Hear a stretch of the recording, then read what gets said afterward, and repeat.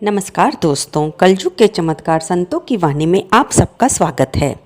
दोस्तों, आज की इस वीडियो में हम श्री रामचरितमानस में लिखे गए कुंभकर्ण और रावण और कुंभकर्ण का श्री राम जी के साथ युद्ध के बारे में और भगवान श्री राम जी की लीला के बारे में सुनेंगे।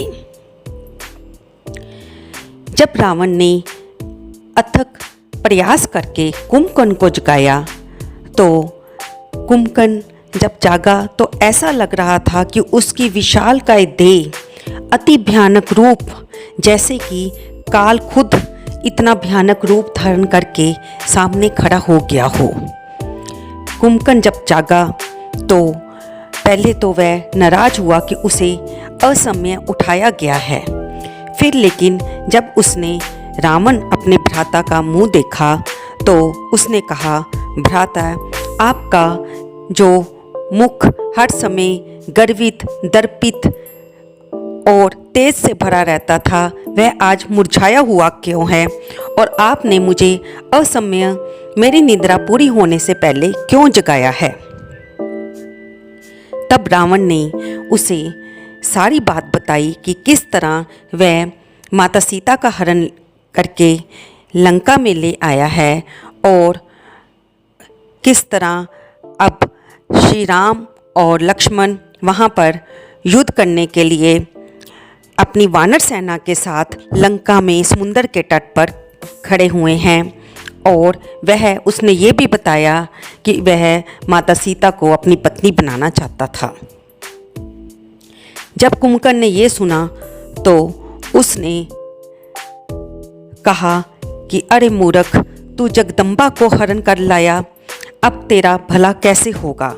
तू अभी भी मेरी बात मान और माता सीता को श्री राम जी को सौंप दे और उनके चरणों में बैठकर उनसे माफ़ी मांग ले। लेकिन रावण को उसकी बात कहाँ समझ आनी थी। रावण तो अपनी ही बातों में लगा हुआ था कि राम की वानर सेना ने उसके सेना के बहुत बड़े बड़े योद्धाओं को, जो कि भयानक गिने जाते थे और अति बलशाली गिने जाते थे, जैसे दुर्मुख, नरांतक, देवांतक, अतिकाय आदि राक्षसों सहित और भी अनेक राक्षसों को मार डाला है और उन्होंने खरदूषण को भी मार डाला है। और रावण ने यह भी बताया कि विभीषण भी अब उनके साथ चला गया है और अब तुम्हें मेरा साथ देना पड़ेगा।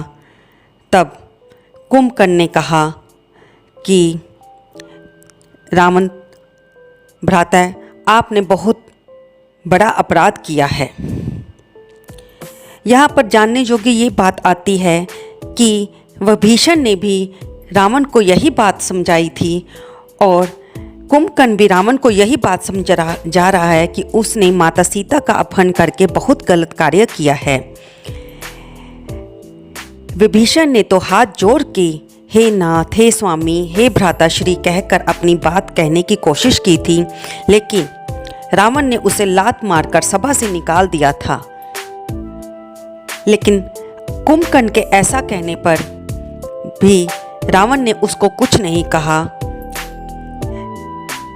विद्वान कहते हैं कि रावण विभीषण को भगत मानता था और उसे कायर मानता था। उसे उसकी कोई ज़रूरत नहीं थी, इसलिए उसने अपनी सभा में से उसे निकाल दिया और विभीषण भगवान श्री राम के चरणों में जा पड़े। लेकिन रावण को कुंभकर्ण की ज़रूरत थी, क्योंकि रावण जानता था कि कुंभकर्ण विशालकाय देह होने के साथ साथ बहुत भयानक, बहुत बलवान योद्धा है। तब उसने कुंभकर्ण से कहा कि अब मुझे तुम्हारी ज़रूरत है, जाओ युद्ध में जाकर तुम राम की सेना का संहार करो।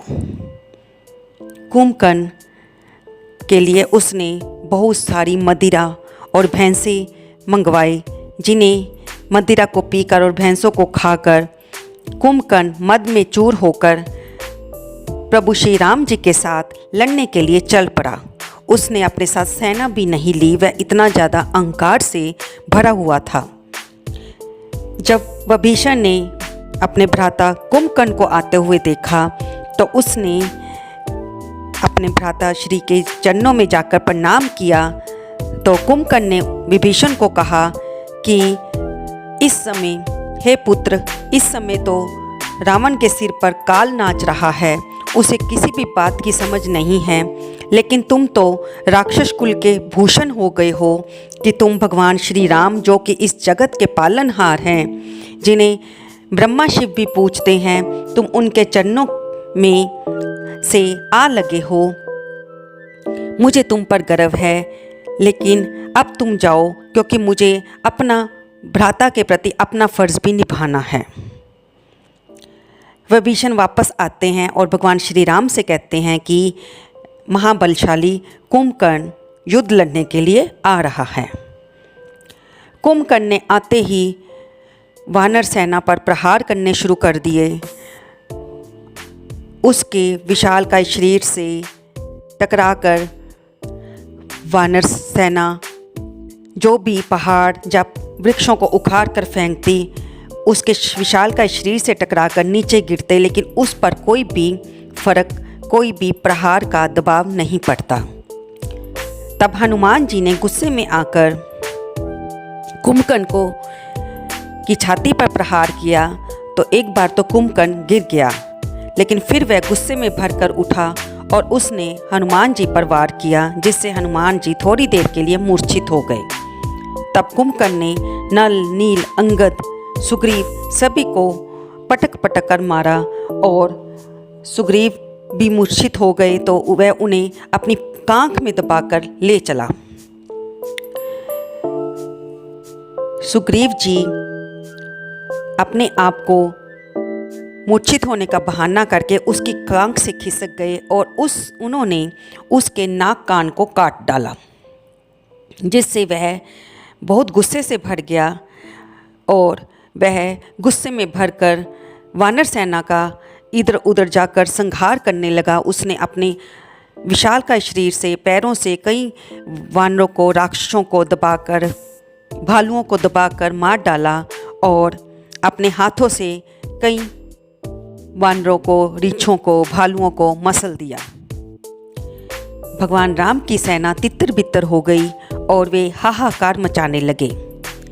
तब भगवान श्री राम जी ने कहा कि हे लक्ष्मण, हे विभीषण, हे सुग्रीव, तुम इस अपनी वानर सेना को संभालो, मैं इस दुष्ट को जाकर देखता हूँ। विशालकाय कुंभकर्ण वानर सेना को, रीछ भालू को हाथों से पकड़ पकड़ कर अपने मुंह में डालता जा रहा था।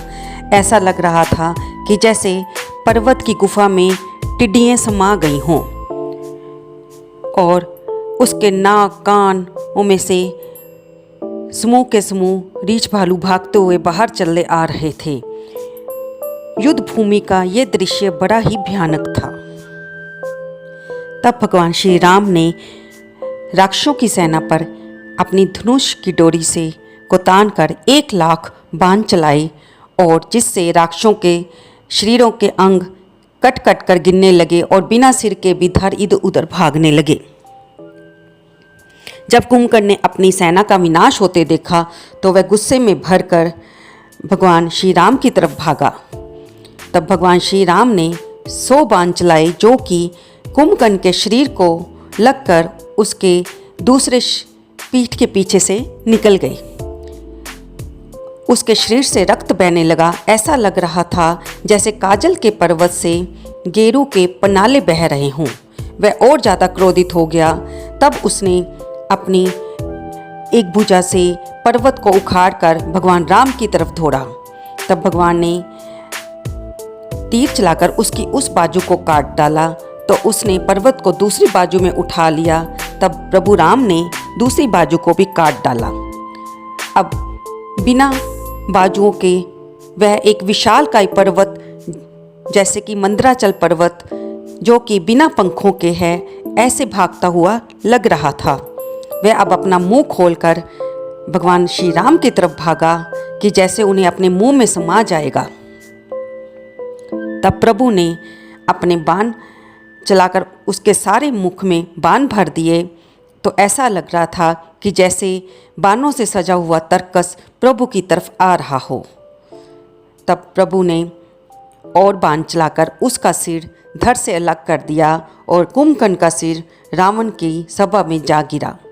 जब रावण ने कुंभकर्ण के सिर को देखा तो वह और महल की स्त्रियां कुंभकर्ण के बल और उसकी विशालकाय देह को याद कर कर छाती पीट पीट कर रोने लगी और रावण भी विलाप करने लगा।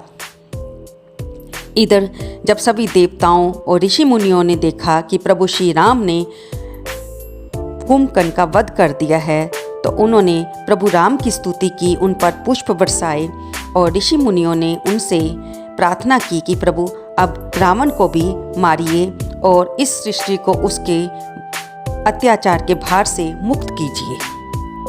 तो दोस्तों, आज की वीडियो में हमने कुंभकर्ण को प्रभु राम ने कैसे मारा ये सुना। आपको ये वीडियो कैसी लगी कृपया कमेंट बॉक्स में अवश्य लिखें। जय श्री राम।